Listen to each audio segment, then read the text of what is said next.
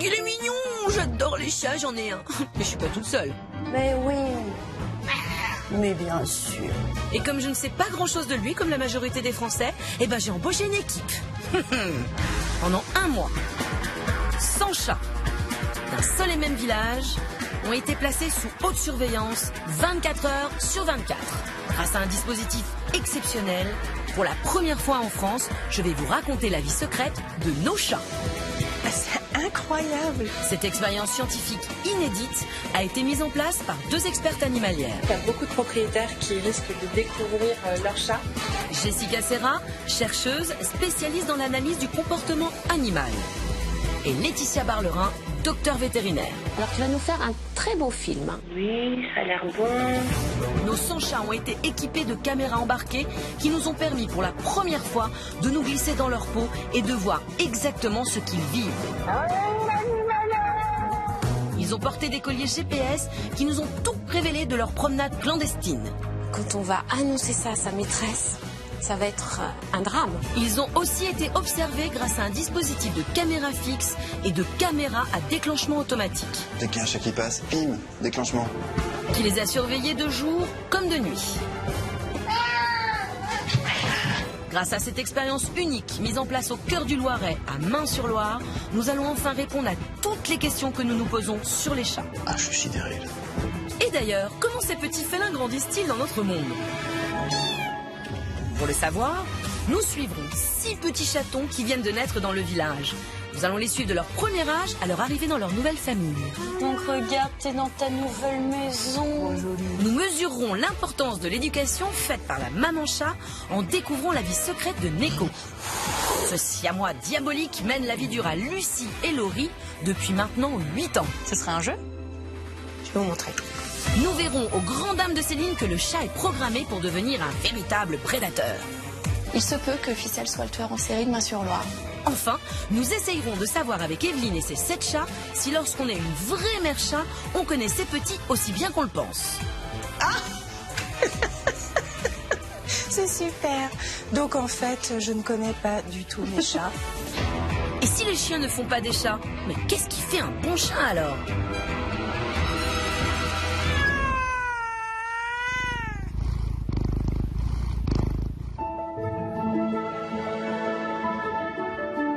À Main-sur-Loire, un heureux événement vient d'avoir lieu. 6 petits chatons d'environ 100 grammes chacun, même pas le poids d'une pomme, viennent de naître. Alors là, comme ça, ils ressemblent un peu plus à des petits rats qu'à des chatons, un comble. Mais promis, ce sont bien 6 adorables petits minous. Ils sont incapables de réguler leur température tout seuls et ne peuvent pas encore marcher. Pour eux, la vie est encore un grand flou artistique. Leurs yeux et leurs oreilles sont totalement fermés. En revanche, leur odorat fonctionne déjà parfaitement bien et il leur permet de ramper en direction des mamelles de maman pour aller téter. Un comportement complètement instinctif. De la naissance à l'âge d'1 mois, la mère va prendre soin en continu de ses petits. Elle est plutôt dans un rôle de surveillance. Elle les toilette régulièrement et les allaite. Et nos 6 petits sont particulièrement chanceux car ils n'ont pas une mais 2 mamans à domicile. Eh oui, ils sont la progéniture de Chippy et de Souris, 2 sœurs qui ont mis bas à 2 jours d'intervalle et qui sont toutes les 2 à leur entière dévotion. Elles s'occupent à 2 de l'ensemble de la portée.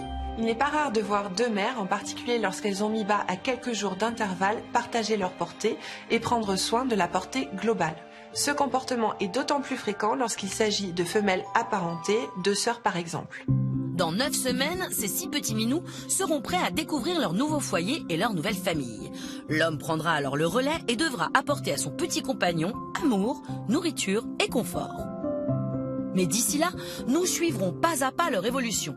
Nous fêterons avec eux leurs premiers mois sur Terre. Nous verrons au fur et à mesure des semaines qui s'écoulent que les bébés deviendront de parfaits petits félins adaptés à notre monde. En grandissant dans notre monde, le chat va bénéficier d'une source de nourriture, de confort et de chaleur. Néanmoins, il va devoir s'adapter, puisqu'il va devoir faire face à un certain nombre de contraintes qui lui sont imposées par ce nouveau mode de vie. En notre compagnie, le petit félin va devoir adopter une vie parfois urbaine, un rythme d'activité plutôt diurne ou encore une cohabitation avec d'autres chats, ce qu'il n'aurait pas dans la nature. Et si pour la plupart d'entre eux, cette cohabitation avec nous n'est que bonheur, câlin et ronronnement, pour certains, elle peut s'avérer plus délicate. Alors, comment être sûr d'avoir dans son foyer un gentil petit minou acclimaté et pas un chat sauvage terriblement effrayant? Voici Neko. Il a l'air hyper sympathique. Ce charmant siamois de 8 ans cohabite avec Darky et Felo, 2 Maine Coon qui semblent plus doux, plus aimants, plus tendres que lui. Nous avons 3 chats, donc 2 Maine Coon, tout mignon, tout doux, tout câlin. Et 3e chat, Neko, un bon gros siamois, caractère assez particulier, un peu violent parfois, mais qui aime bien quand même rester à proximité de nous aussi. C'est l'amour vache, oui. Ouais, c'est ça. Il pratique l'amour vache. Oui, alors en effet, en le voyant comme ça, là, on n'a pas bien envie de le câliner. N'est-ce pas, Laurie? Je ne sais pas comment l'expliquer, mais je sais que là, ça va pas se passer. Trop d'incertitudes. Dis donc, on n'aurait pas un peu peur de son chat? Neko ne supporte pas les mains humaines. Les mains, C'est une agression. pour lui, c'est une agression. Si on se pointe la tête en avant, il va pas attaquer. Il va accepter de faire un câlin. Ça, pour lui, ça lui va. Oui, c'est bizarre comme bisou, mais bon, si ça lui va, bon. Neko fait pas dans la dentelle. C'est pas un chat de salon. Donc il fait jamais de câlin. Une vraie petite boule de poil attendrissante. Mais peut-être Neko donne-t-il tout son amour aux autres chats, non? Comment ça se passe entre eux? Le rôle de Darky dans la bande, c'est d'être le punching ball pour Neko. Et Felo, il s'impose. Sympa l'ambiance chez vous. Et quand vous n'êtes pas là, ça se passe bien? Le retour des courses, l'horreur, le sol jonché de sang, Taches de sang partout. taches de sang sur Sur les murs, sur les radiateurs, sur les canapés. sur les rideaux, partout. Ça doit pas très bien se passer en effet pour retrouver une telle scène de crime en rentrant. Même si tous les soupçons se portent sur Neko, une enquête s'impose. À qui appartient ce sang? Comment arrive-t-il sur les murs de cette maison? Qui est vraiment coupable? Et surtout, quel est le mobile du crime? Une mission pour nos experts de Main-sur-Loire. Ni une ni deux, nos agents très spéciaux équipent la maison de Lucie et de Laurie de caméras fixes. Salut toi. Nous allons enfin voir ce qu'il se trame entre ces 4 murs et enfin résoudre cette énigme. Après une surveillance accrue, il est temps pour Lucie de se rendre au QG pour enfin découvrir la vérité sur cette histoire. Bienvenue, Merci. vous allez bien? Ça va et vous? Oui, j'ai beaucoup de choses à vous montrer et on a eu, c'est vrai, des images très intéressantes D'accord. qu'il faut bien sûr que je vous montre. oui, Et on va les j'ai hâte de voir. analyser ensemble, Mhm. pour voir si on a la même analyse. D'accord. Alors, ça commence la nuit. Ah ouais, moi ça, là, il fait ses griffes sur le canapé. Génial. C'est assez violent quand même. Alors les chats font leurs griffes, mais à ce point-là, Ouais, mais je pense qu'il prend un malin plaisir à... un malin plaisir. On dirait qu'il fait ça exprès pour vous embêter. Le chat, là, se dit, c'est bon, ils sont couchés, ils sont en train de s'endormir, je vais faire mes griffes, ça va les gonfler. Neko fait ses griffes le soir, parce que rappelons-le, le chat est un animal crépusculaire. Ses pics d'activité interviennent le soir ou à l'aube, ce qui correspond à ses sessions de chasse. Donc ce n'est pas du tout ni de la méchanceté, ni l'envie d'embêter ses maîtres. C'est pas un malin plaisir, c'est juste qu'il a besoin de se défouler à ce moment-là et il a trop d'énergie. Alors, autre scène. Vous avez encore notre petit Neko qui monte l'escalier. Ah oui, là ça va commencer à dégénérer, ça commence à miauler. Après vous, il y a qui en Pour haut? moi, c'est Darky en haut. Ouais, bah Darky. C'est Darky.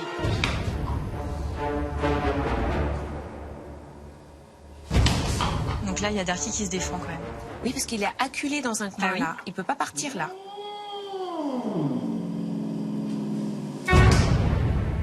Et du coup, c'est vrai que c'est Darky qui grogne. Neko ne grogne pas. Darky grogne. Mm. Darky est sur la défensive. Mais Neko, s'il voulait agresser Darky, il grognerait. Mm. Et c'est là où je veux en venir. Neko n'agresse pas. D'accord. Ce serait un jeu? Je vais vous montrer. Felo, toilette. Neko, Alors, ouais. Neko qui adore ça. Ah ouais, non, mais en plus, ils profitent à fond. Ils ont une super relation, ces deux chats, vous savez. En fait, Neko et Felo s'entendent parfaitement bien. Ils sont loin d'être des ennemis. Ils sont très complices, très proches. Et c'est plutôt rare quand même pour des adultes. Et puis, le schéma est toujours le même. Felo, toilette, Neko.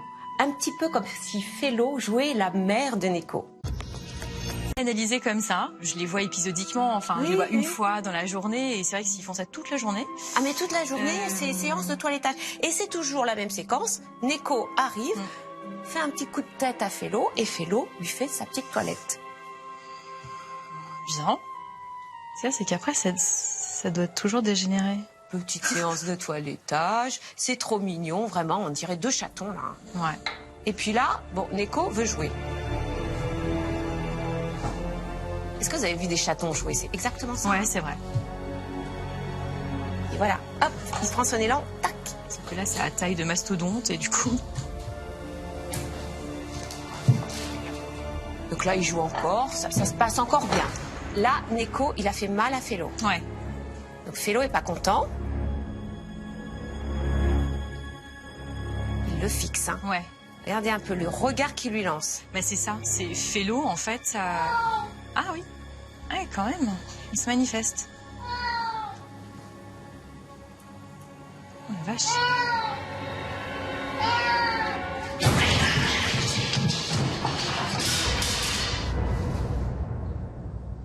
Et vous savez pourquoi Felo a attaqué? Non. Alors Felo a un comportement complètement normal. C'est-à-dire que Neko jouait, mais il lui a fait mal. Oui. Felo a arrêté le jeu, comme fait une maman avec ses chatons. Quand le chaton il fait mal, elle arrête le jeu, elle lui dit « ça suffit, là, t'as dépassé les bornes ». Et normalement, quand un chat, comme ça, regarde fixement un autre chat, affronte son regard, c'est une menace pour dire « va-t'en ». Et l'autre chat s'en va. Mais pas Neko. Et pas Neko. Non. Donc à un moment, il lui redemande de partir, il part pas, alors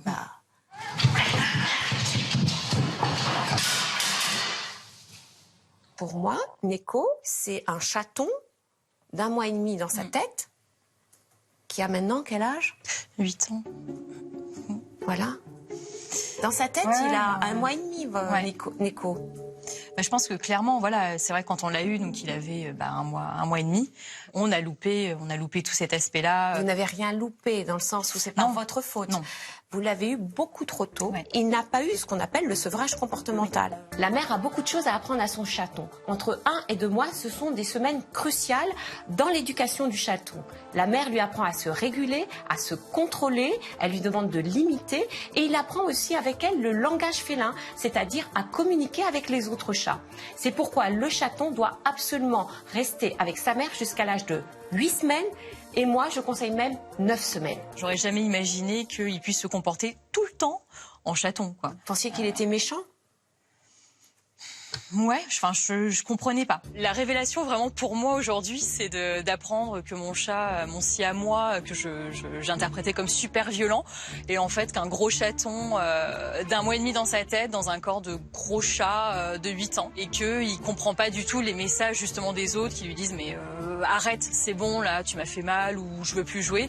Il comprend rien, et du coup lui il continue à jouer, et c'est ce qui fait que ça dégénère finalement en bagarre, quoi. Laetitia se rendra quand même chez Lucie pour essayer d'apaiser les relations entre les chats et aider Neko, ce gros chaton, à se défouler sur autre chose que les Maine Coon. Rien de mieux pour bien grandir que l'amour d'une maman, et son éducation est primordiale. Nos 6 chatons de Main-sur-Loire le savent bien. Ils ont tout juste 15 jours et encore un besoin inconditionnel de leurs 2 mamans. Ils commencent à peine à ouvrir leurs yeux. Pour le moment, les yeux sont tout bleus. Ils sont encore si petits et si fragiles. Leur maman représente tout leur monde. Mais il faut avouer qu'une maman chat sait particulièrement bien câliner, bichonner et soutenir. Elle est à l'entière disposition de ses bébés, sans jamais être submergée. Quoique... Grâce à l'amour et à l'éducation de leur maman, nos 6 bébés de Main-sur-Loire devraient devenir de parfaits matous adultes et aussi de super prédateurs. Car oui, N'oublions pas que si le chat est l'animal de compagnie le plus populaire du monde, il n'en reste pas moins un félin, le seul animal domestique encore sauvage. Et nos chatons n'y couperont pas, ils deviendront, c'est sûr, d'ici quelques mois d'extraordinaires chasseurs.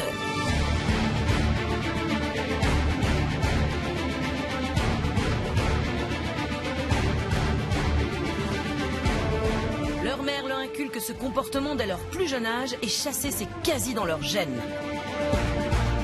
Le chat n'a pas besoin d'être poussé par la faim, il chasse par jeu et par instinct. Même un minou un peu pâteau bondit comme un ressort en présence d'une proie éventuelle pour la capturer et jouer avec elle. Et pour certains, la chasse est même carrément une religion. Ficelle ? Ficelle ? Ah oui, c'est bien Ficelle. Cette petite chatte européenne au pelage noir et blanc cohabite depuis 6 ans avec Céline et son fils Antonin. C'est un chat très très indépendant, qui est aussi très câline, très sociable, qui va vers les autres, qui est très très sympa avec les enfants, avec tout le monde. Ficelle est très joueuse. Elle joue avec toutes sortes de choses, des balles, elle joue au ping-pong. Elle fait une belle passe là. Ficelle est particulière parce que je pense qu'elle a une double personnalité. Elle est à la fois très douce, jamais agressive, en tout cas avec nous. Et d'un autre côté, c'est une chasseuse redoutable. Ficelle a donc une double personnalité et une double vie. Sous ses airs de gentil minou de salon se dissimule en réalité un terrible prédateur à la nuit tombée. C'est une grande chasseuse qui fait beaucoup de sorties nocturnes très très longues et qui me ramène beaucoup de surprises au petit matin sur le pas de ma porte. Donc qu'est-ce qu'elle va m'avoir amené encore ce matin? Oh, c'est pas possible. Petit déjeuner livré à domicile. Courage.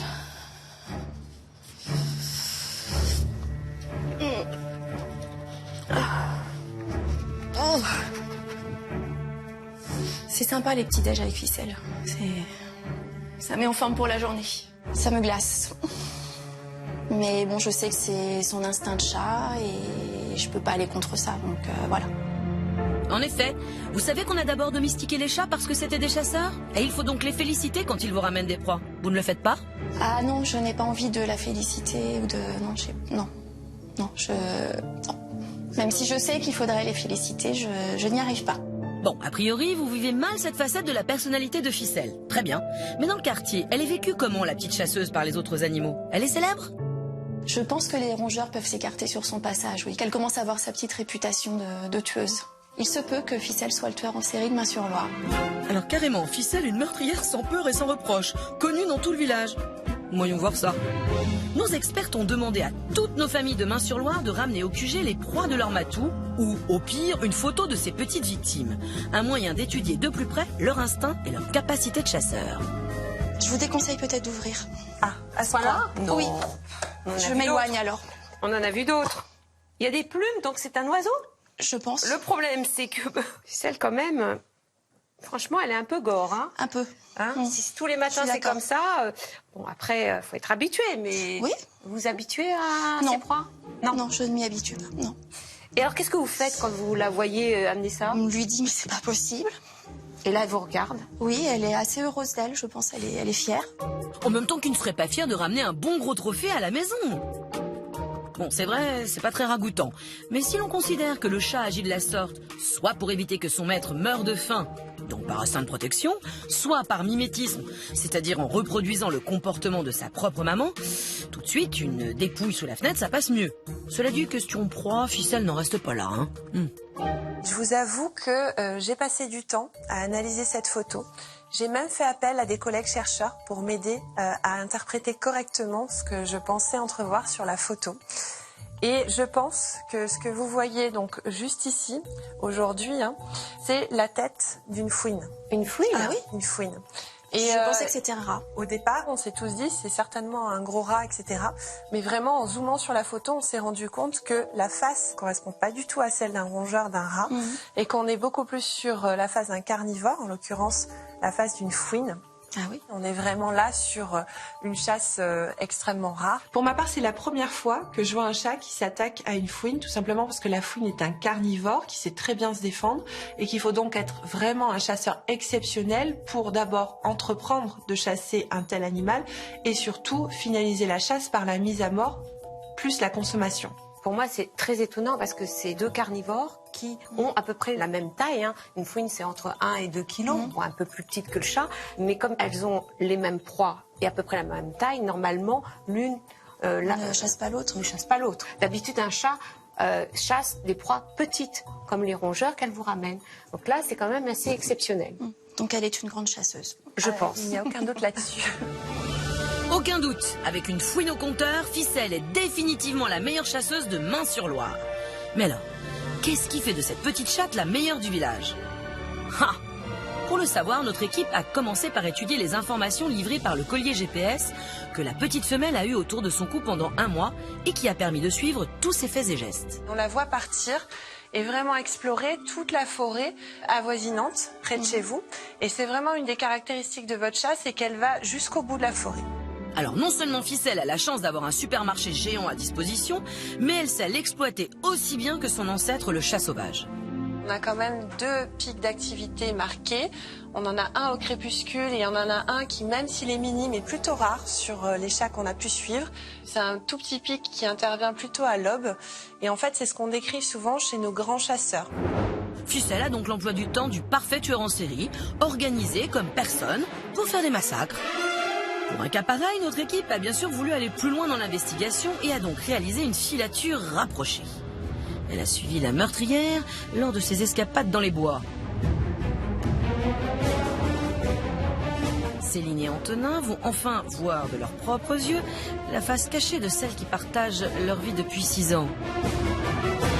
Là, on a un comportement qui est vraiment typique d'une session de chasse. C'est la phase de localisation de la proie. Il faut savoir que le chat a une ouïe qui est extrêmement fine, qui fait partie des sensorialités les plus développées chez cet animal. Et en fait, au-delà de ses capacités auditives, le chat, il peut également localiser ses proies en orientant ses pavillons auriculaires. C'est ce que vous voyez là sur la vidéo.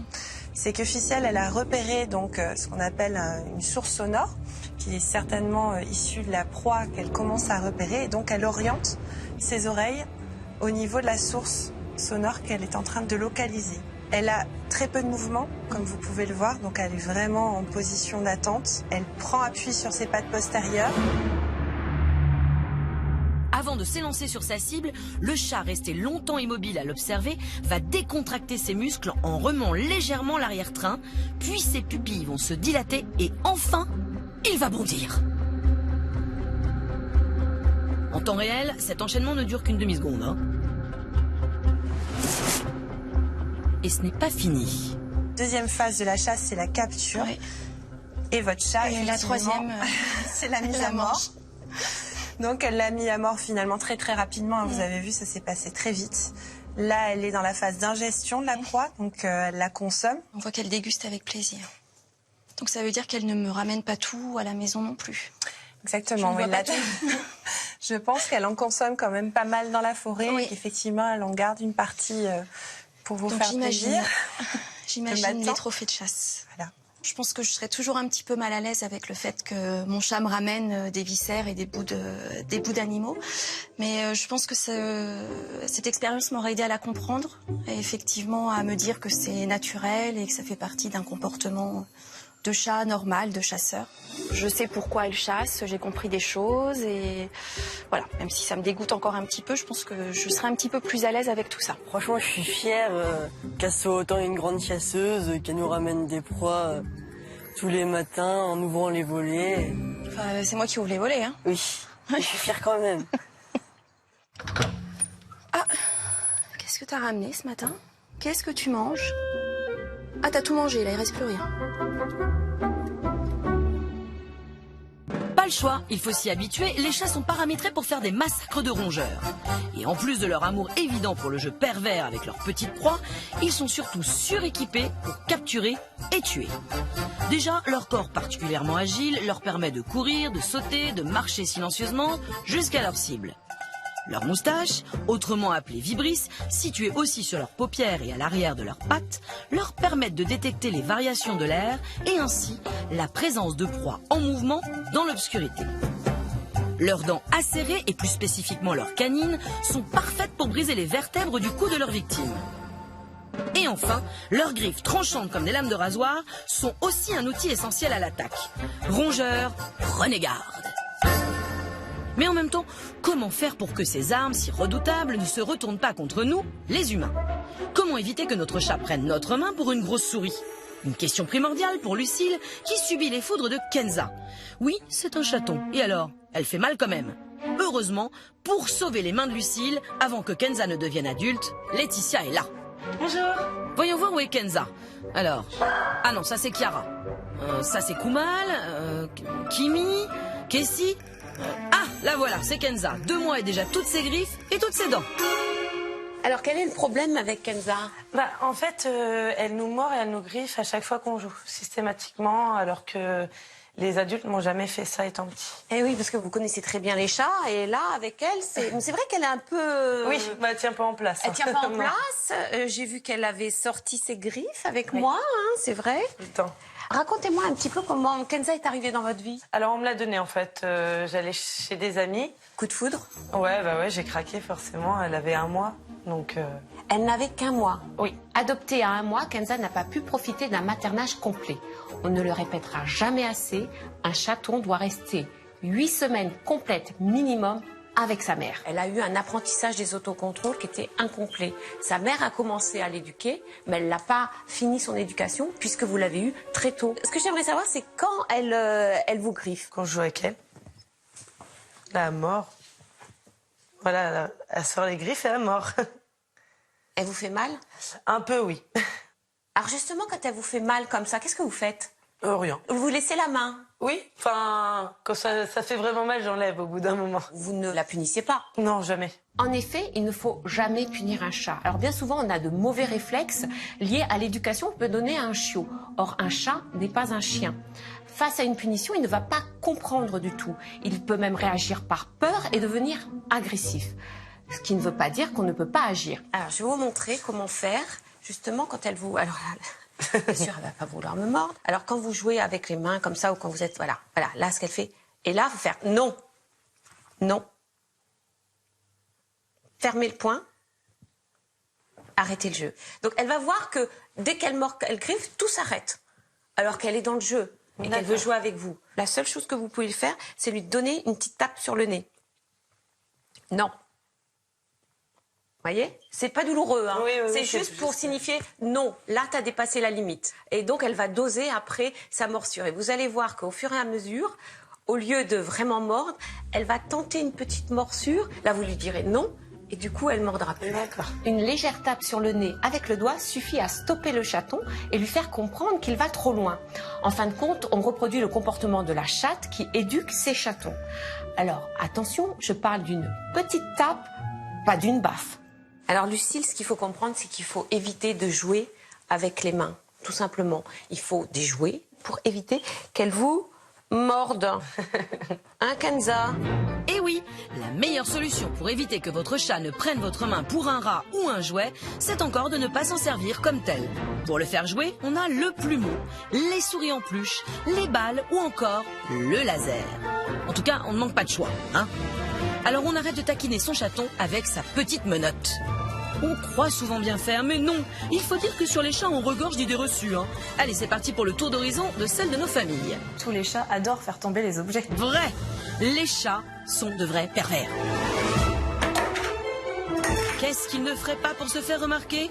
Et surtout pour légèrement nous provoquer. Non, non, non, non, non. Non, non, non, non.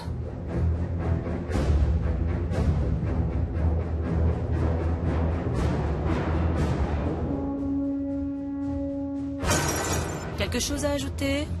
Un chat, c'est pas compliqué, il suffit de lui donner des cartons et il joue. Vrai, les boîtes apaiseraient les chats et ce, quelle que soit leur taille. Alors, un coup de stress et hop, une boîte. Du stress, une boîte. Ah, aïe, on y est presque. Elle est encore un peu... Oui, oui, oui. Ah, on est bien là, non? Ah non. Une autre question? Les chats ne retombent pas toujours sur leurs pattes. Alors c'est vrai, mais pas vraiment. Généralement, grâce à son réflexe de redressement, le chat retombe plutôt bien sur ses 4 pattes, dès lors qu'il a le temps de se retourner et de bien se positionner. Mais s'il manque de temps, ça donne ça. En gros, Moins d'1,50 m de hauteur de chute, et c'est le drame. Plus de 5 étages, et là encore, bah, c'est pas beau à voir. Parenthèse idée reçue fermée, retournons voir nos petits chatons de Main-sur-Loire.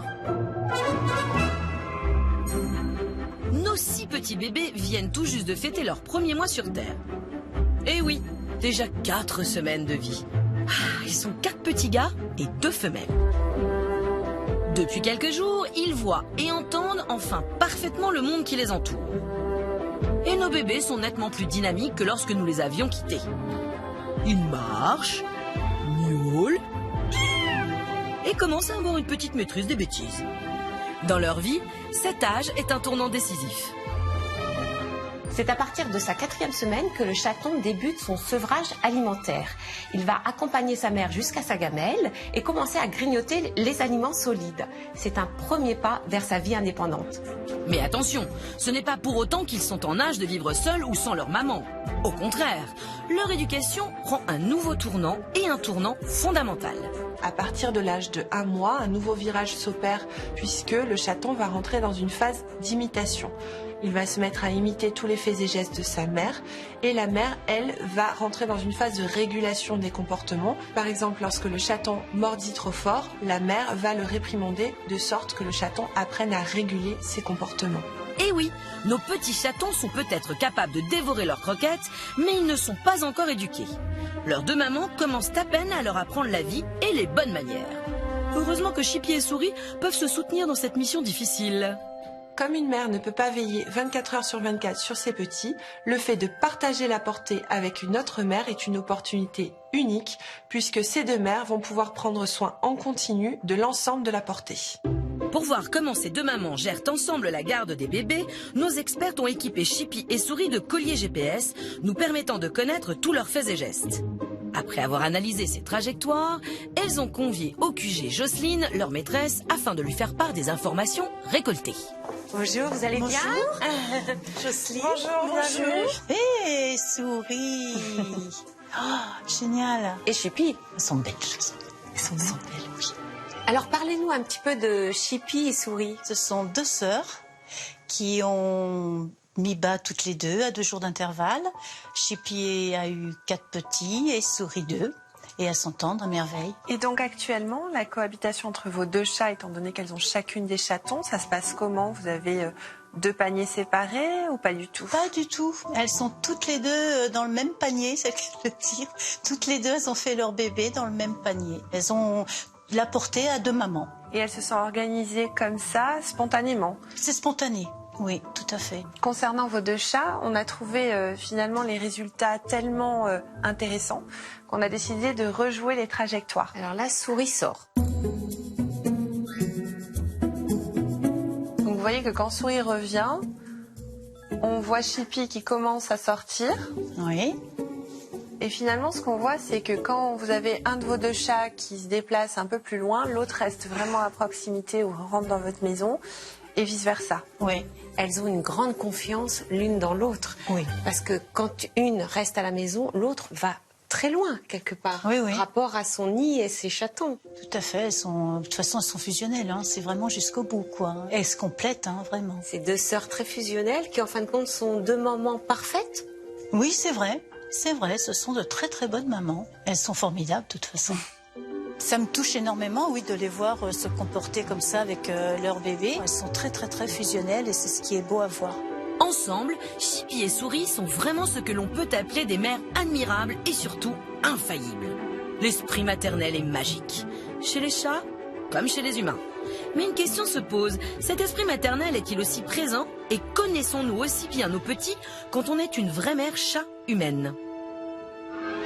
Une charmante chaumière au milieu des bois. Un chat, 2 chats, 3 chats, 4 chats, 5 chats, 6 chats, 7 chats.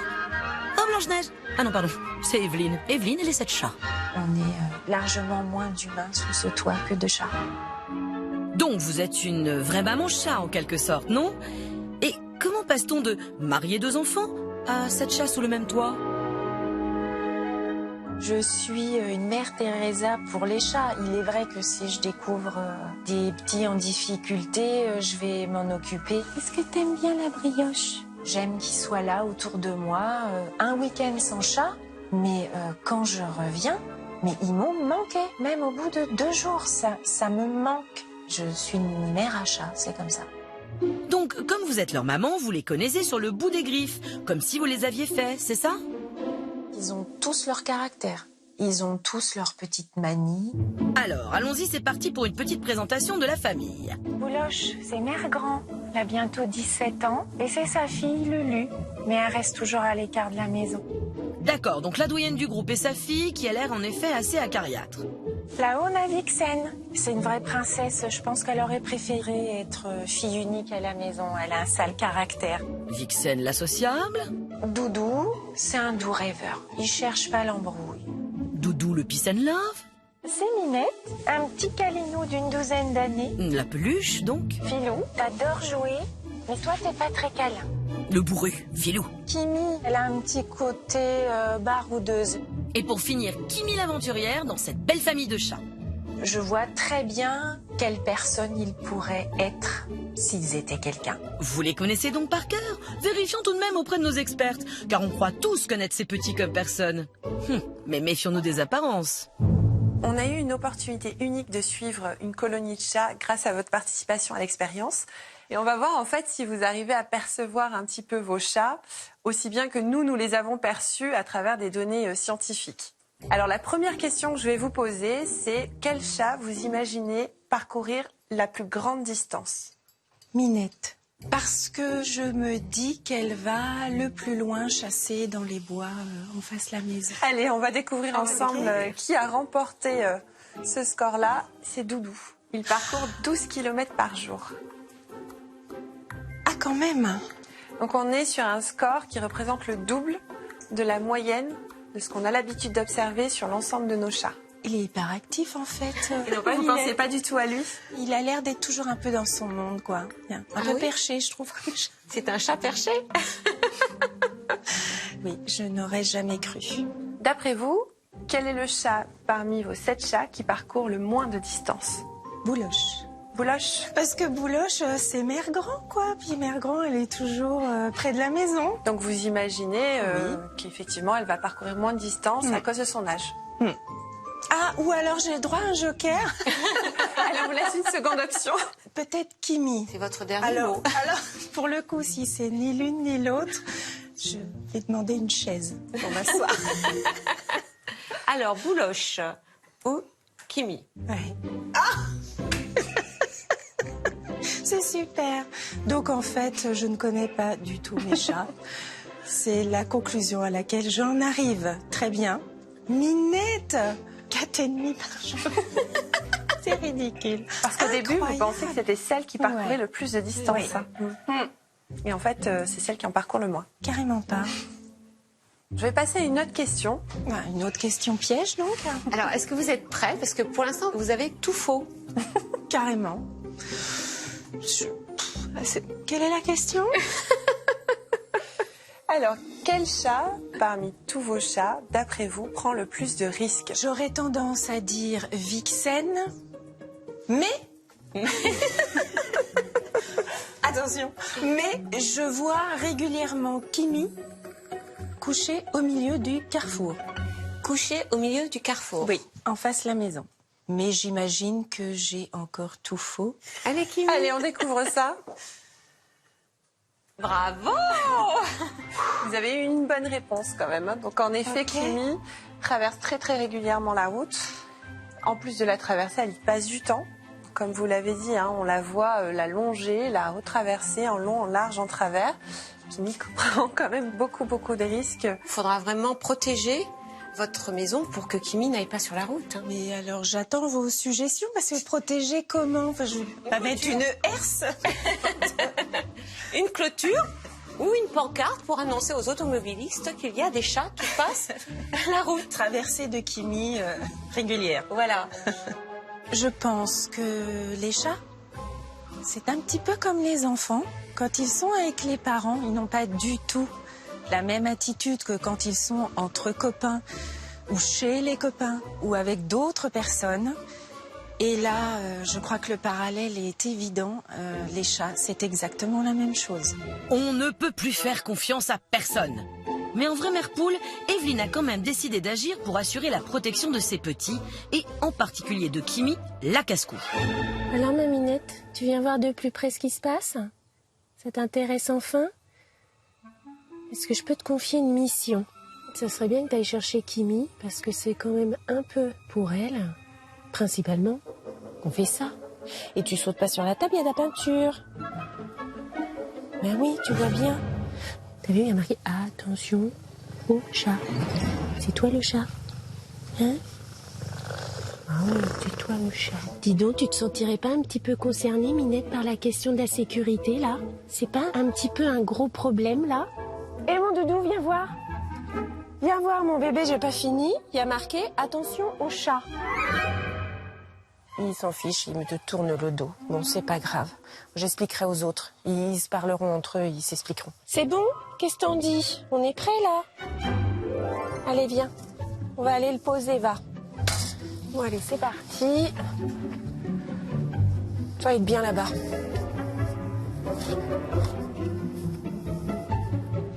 Non, mais là, franchement, c'est super. Mais du coup, cette route, elle fait des kilomètres et elle arrive tout doucement en descente jusque devant la maison. Et du coup, ben, tout le monde roule vite. Ce qu'on n'est pas obligé de faire.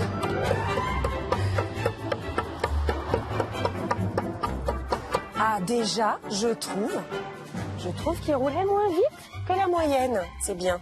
On va continuer. Bon, alors... Super. Allez, à te juger. Est-ce que mes espoirs vont se confirmer? Eh ben voilà, non mais c'est génial. Ça marche. C'est super.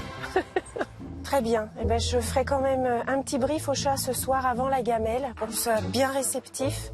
Puis je leur expliquerai que la route c'est dangereux et particulièrement une petite leçon privée à Kimi entre quatre yeux. Bon allez. C'est bon. Ce panneau de signalisation designé et fabriqué main par Evelyne devrait changer la vie des chats et se développer dans toutes les villes de France. 3 semaines se sont écoulées depuis la dernière fois que nous avions vu nos 6 chatons de Main-sur-Loire. Ils ont maintenant 1 mois et demi. Alors comment se passe leur apprentissage de la vie? Pour le savoir, Laetitia vient leur rendre une petite visite. Regardez, oh les bébés! Je vous présente les 6 petits. Bonjour les bébés. La belle petite famille. Bonjour les amours. Alors ils ont quel âge maintenant? 7 semaines. 7 semaines. Comment ça s'est passé ces premières semaines avec les chatons? Très très bien. Les mamans s'en sont très très bien occupées, il n'y a eu aucun souci. Alors vous avez vu que tous sont différents, ils ont une taille différente, une couleur différente. Oui. Vous savez, il peut y avoir plusieurs paires pour une seule portée. Non, ça je ne savais pas. Quand elle est en chaleur, elle peut aller avec plusieurs mâles et du coup... Je comprends mieux. Vous comprenez mieux, hein? D'accord. Est-ce que vous les avez vus se lécher, se toiletter? Oui. Il commence? Oui, déjà. Oui, il commence. Il faut savoir que de la naissance à 1 mois, c'est la mère qui s'occupe de la toilette de ses petits. Et ce n'est qu'à 4 semaines que les petits vont commencer à apprendre à se toiletter tout seuls. Alors il y a une part d'instinct, mais il y a surtout, ils ont vu leur mère se toiletter, parce qu'elle se toilette beaucoup, elle les toilette aussi beaucoup, et du coup, voilà, ils l'ont imité. Donc la mère est vraiment le modèle pour eux.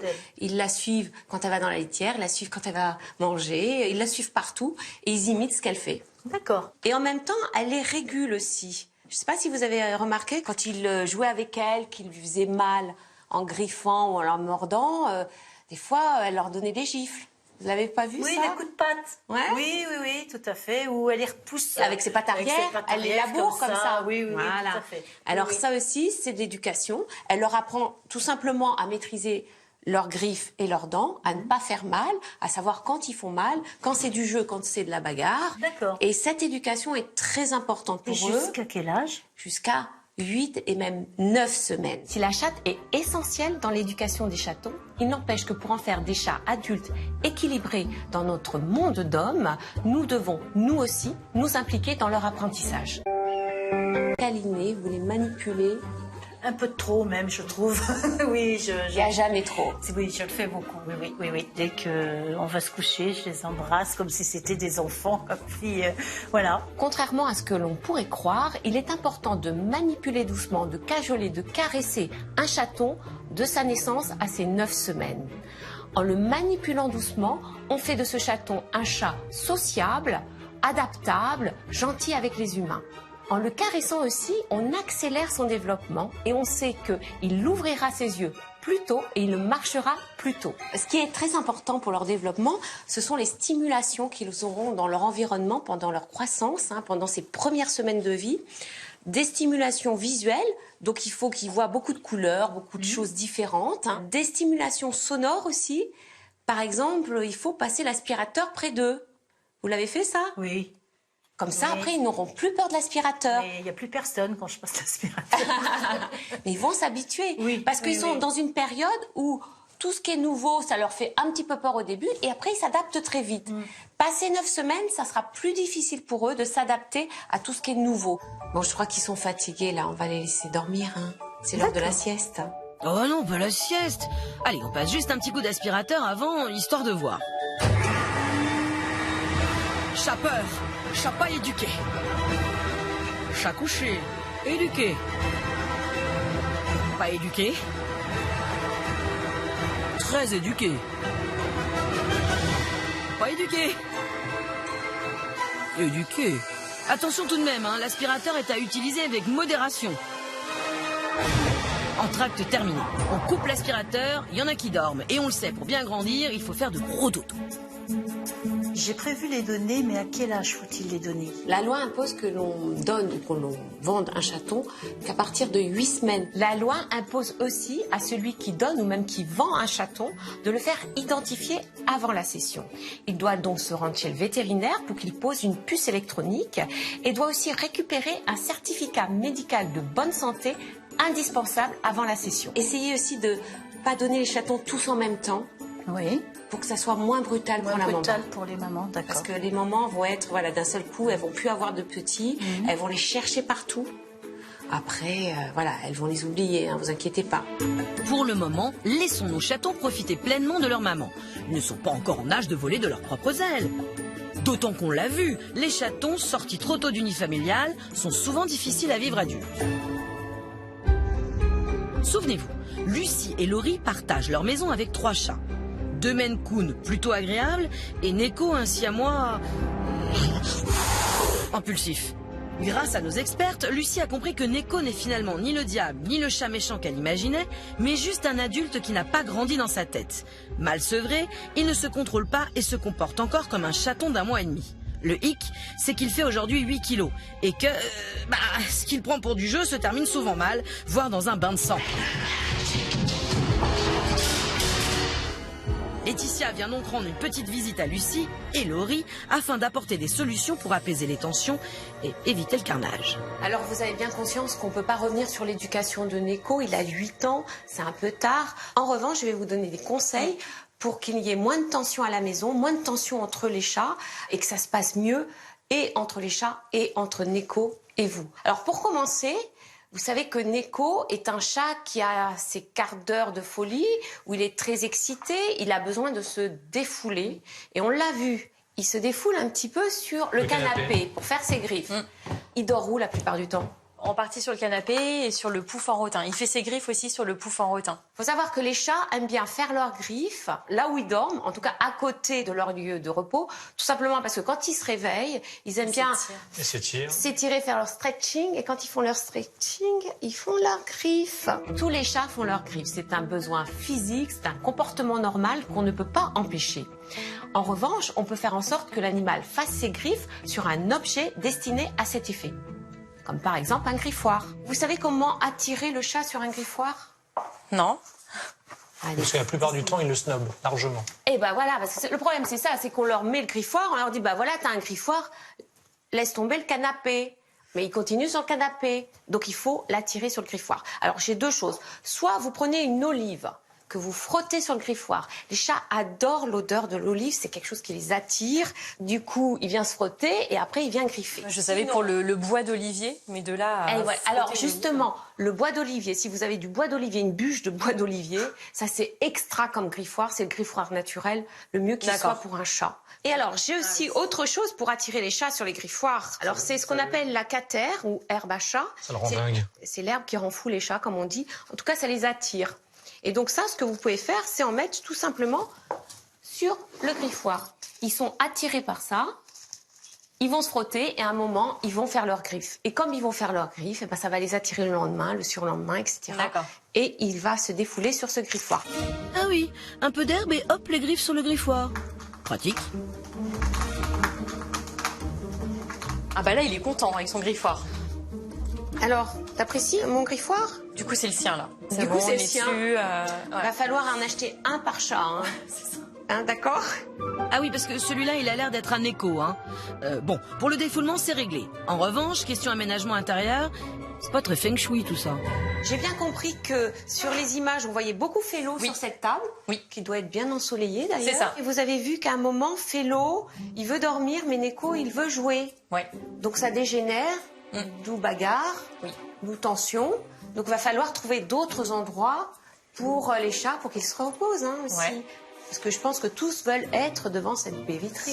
Exactement. Hein? Observer les oiseaux. Voilà, pour le soleil, les oiseaux, c'est un peu leur cinéma, eux. Le problème, c'est qu'il n'y a pas beaucoup de place là pour le cinéma. Très bien. Alors c'est parti pour l'aménagement du cinéma des chats. Laetitia a apporté un arbre à chatouillet à disposer pile devant l'écran. Alors vous voyez, là, l'arbre à chat est bien positionné. C'est l'espace idéal. Ils sont juste à côté du radiateur pour la chaleur. Et ils auront une vue parfaite sur le jardin. C'est un peu le cinéma des chats. C'est génial, ils vont adorer. Littéralement adorer. Parfait. Un cinéma de luxe, il ne manque que les pop-corn. Mais Laetitia a pensé à tout. Un truc à croquettes. Bravo! Et pourquoi d'après vous? Pour qu'ils s'amusent pendant qu'ils mangent. Ça fait faire de l'exercice à Neko. Ouais. Ce qui est bien. Et il pourra même jouer avec un autre chat. Oh, un labyrinthe de croquettes, ça permet de manger en s'amusant. Parfait pour un grand enfant. Et Neko se demande ce que c'est. Malheureusement, à son âge, rien ne changera le caractère de Neko. Mais grâce à Laetitia, il devrait avoir de quoi occuper et apaiser le chaton qui sommeille en lui. Déjà 9 semaines se sont écoulées. En 2 mois, nos chatons ont bien changé et bien grandi.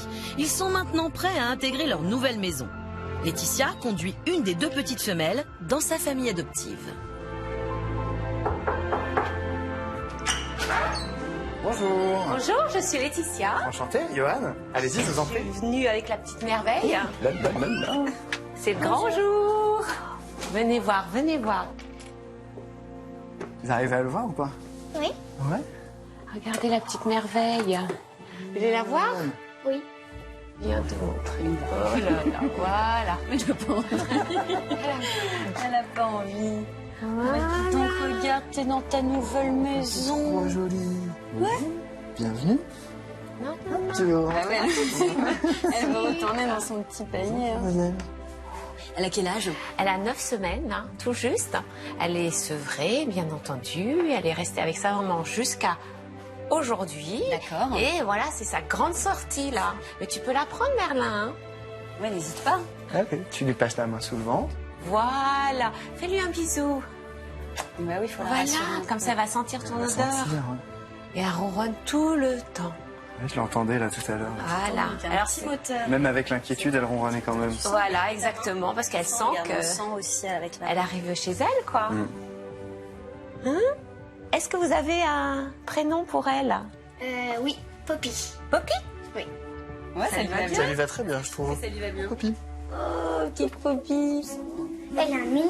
Elle a un mini-nez. Poppy a un mini-nez. Bonjour, mini Poppy. Elle est trop mignonne. Vraiment toute choupette. Alors au début, elle va être un petit peu déboussolée parce qu'elle va se dire mais où je suis. Elle va chercher sa maman, bien sûr, ses frères et sœurs. Donc elle va peut-être miauler. Dans ces cas-là, il faudra la rassurer. C'est-à-dire que dès qu'elle miaule, il faut venir la voir, il faut la câliner, il faut jouer avec elle. Elle a juste besoin d'être rassurée. Et ça, c'est important les premiers jours. Elle va miauler parce qu'à un moment, elle sera angoissée de ne plus voir sa mère, ses frères et sœurs. Voilà. Alors faites attention, les premières nuits vont être un petit peu difficiles pour elle. Pour vous aussi peut-être, parce que elle a l'habitude de dormir avec ses frères et sœurs. Et là, elle va se retrouver toute seule. Donc elle va miauler. Moi, je vous conseille vraiment de mettre son couffin à côté de votre lit. D'accord. Et dès qu'elle miaule, voilà, vous la caressez, vous lui dites voilà, c'est super, t'es là, on est là, faut pas t'inquiéter. Mais est-ce que ça va pas lui donner l'habitude de dormir avec nous? Et vous avez peur qu'elle reste dans votre chambre toute sa vie? Un petit peu. Est-ce que ça va lui donner des habitudes? Il faut savoir qu'un chat, c'est pas un chien. Alors c'est vrai que le chien, quand on lui dit de dormir quelque part, il le fait.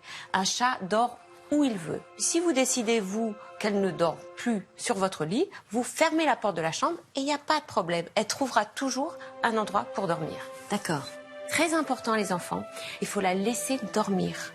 Quand elle dort, Camélia, tu ne viens pas la déranger, même si toi tu as envie de jouer. Tu la laisses dormir, elle va dormir environ 20 heures par jour. Bon, déjà, un chat, il dort environ 16 heures par jour, c'est beaucoup déjà. Alors c'est pas 20 heures de suite, c'est des micro-siestes qu'elle va faire, Poppy.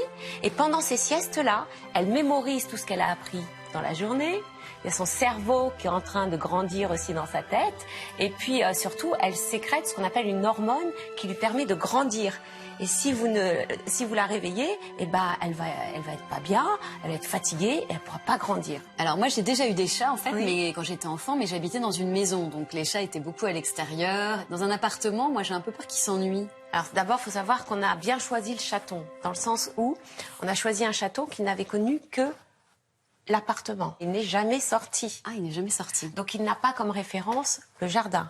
Donc elle ne voudra pas aller à l'extérieur. Et puis la deuxième chose, c'est qu'il va falloir aménager votre maison. D'accord. Ah oui. Parce que là maintenant, vous allez commencer à vivre dans la maison de votre chat. Notre chat. D'accord. Et oui, s'engager à adopter un petit chat, c'est accepter de vivre non plus chez vous, mais chez lui. Pour respecter la nature profonde de ce félin, encore sauvage, des aménagements sont nécessaires, surtout en appartement.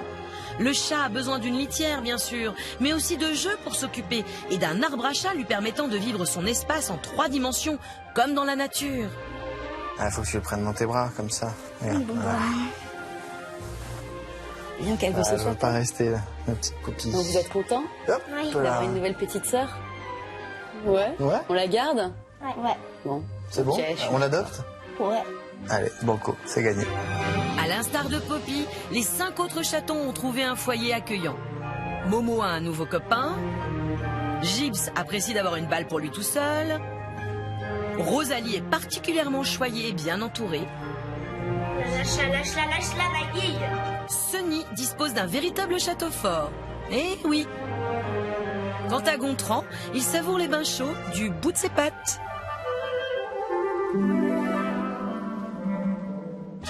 Eh ouais, moi j'ai un château, c'est en carton mais c'est un château. Je suis châtelain, moi mais j'ai un arbre à chat. La la la la, oh, venez me sauver les gars, je suis coincée, ça fait mal. Non, je m'en fous, j'ai un chien, c'est vachement plus rigolo. Lâche-moi, toi. Lâche-moi, je te dis. Moi, je m'en fous, j'ai un laser. Je suis techno. La vie secrète.